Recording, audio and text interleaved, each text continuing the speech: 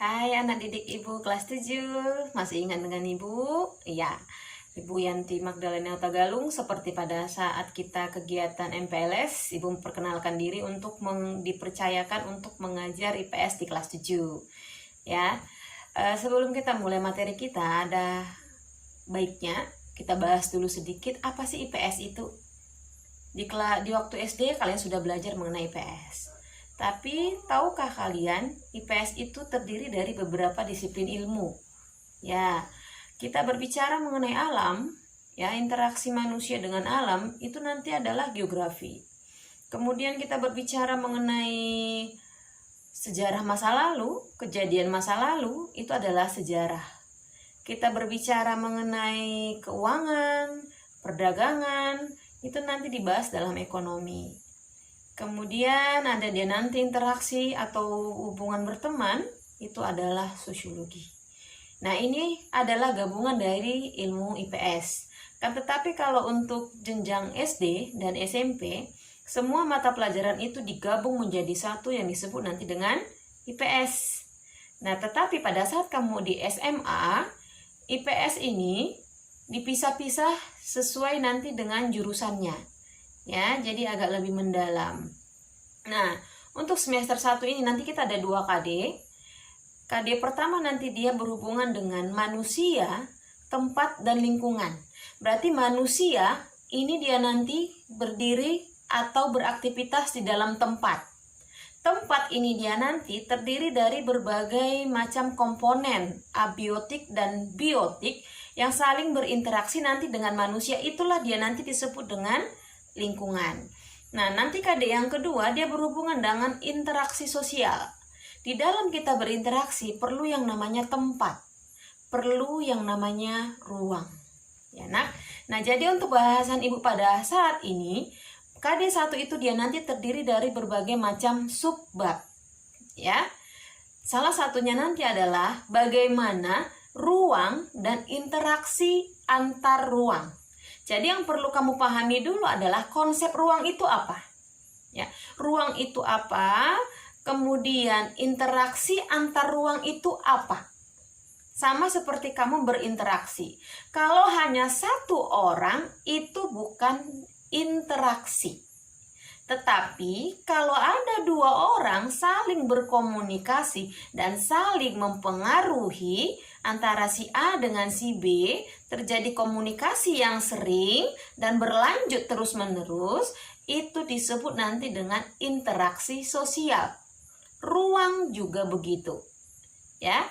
Jadi pada bahasan kita nanti di sini adalah bagaimana ruang dan interaksi antar ruang, karena di dalamnya itu semua adalah lingkungan manusia. Kita masuk ke materi. Apa itu ruang? Ruang itu terdiri dari satu tempat saja.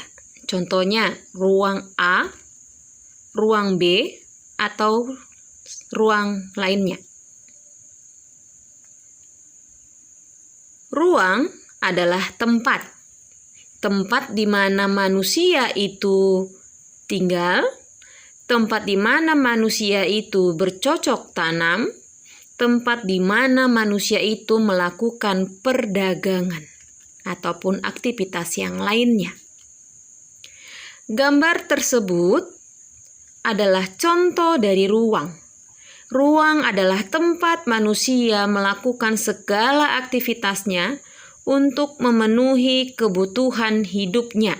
Berarti di mana manusia itu tinggal itu adalah ruang atau tempat.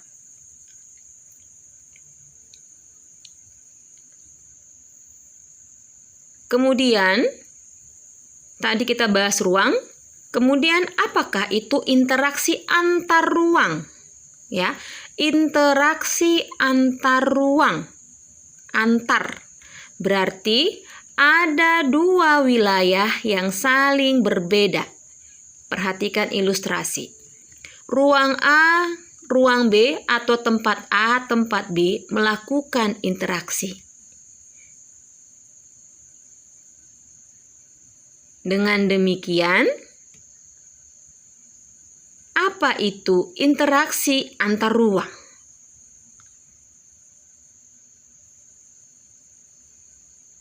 mengapa bisa terjadi interaksi antar ruang? Simak penjelasan Ibu. Faktor yang mempengaruhi interaksi antar ruang adalah saling melengkapi, kesempatan antara, dan yang ketiga adalah kemudahan pemindahan barang ataupun jasa yang disebut nanti dengan transferabilitas. Berarti interaksi antar ruang itu harus ada dua wilayah yang saling berbeda. Kita lihat yang pertama, wilayah yang saling melengkapi.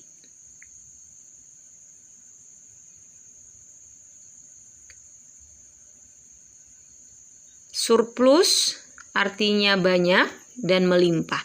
Ini ada ilustrasi Ibu buat.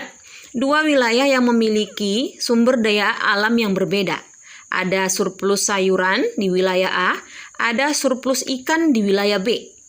Jadi, antara A dan wilayah B ini akan berinteraksi untuk melengkapi kebutuhan wilayahnya. Karena tidak mungkin orang hanya makan sayur atau hanya makan ikan saja. Dengan demikian, harus ada interaksi yang saling melengkapi karena adanya perbedaan. Adanya perbedaan wilayah menimbulkan interaksi antar ruang, sehingga masing-masing wilayah dapat memenuhi kebutuhan masyarakat di wilayah tersebut. Ingat nak, tidak ada satupun tempat di dunia ini yang mampu memenuhi kebutuhan hidupnya sendiri. Pasti dia memerlukan wilayah lain. Yang kedua, faktor yang kedua, adanya kesempatan berintervensi atau kesempatan antara. Maksudnya dia di sini munculnya wilayah lain yang mampu memenuhi kebutuhan wilayah tersebut. Hal ini terjadi karena adanya hambatan untuk melakukan interaksi. Munculnya wilayah lain yang menghambat interaksi antara wilayah A dan wilayah B. Wilayah ketiga ini adalah wilayah kesempatan antara wilayah A dan wilayah B.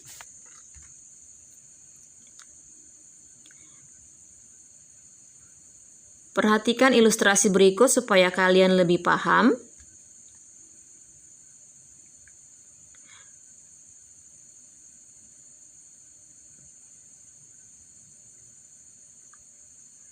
Ada 3 wilayah. Wilayah A surplus sayuran tetapi minus ikan. Ya, berarti dia kekurangan ikan.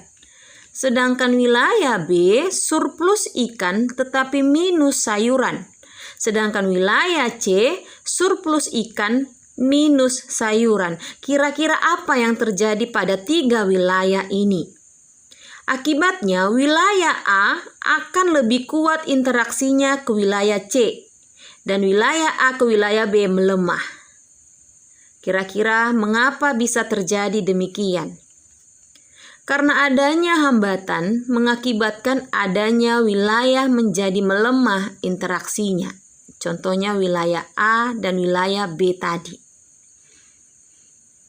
Faktor yang ketiga adalah kemudahan pemindahan dalam ruang. Bahwa interaksi dipengaruhi oleh waktu, biaya, dan jarak.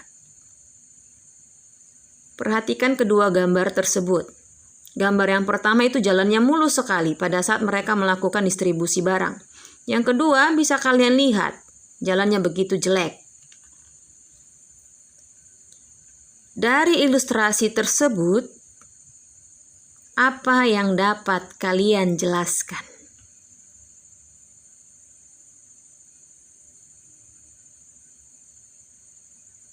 Ya, jalan yang rusak akan mempengaruhi lancarnya pengiriman. Jika dibandingkan dengan jalan yang bagus tersebut, pengiriman barang akan jauh lebih cepat. Transferabilitas juga dipengaruhi oleh jarak,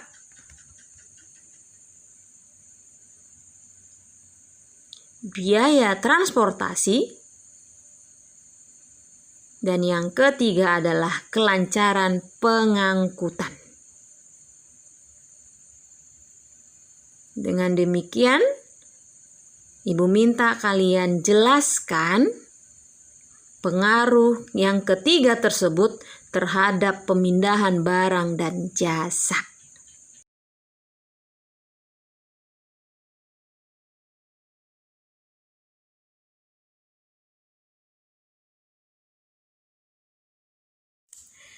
Ya, demikian penjelasan dari Ibu. Ibu harap kalian mengerti. Kalaupun kalian belum mengerti, silahkan ditanyakan kembali supaya kalian lebih paham.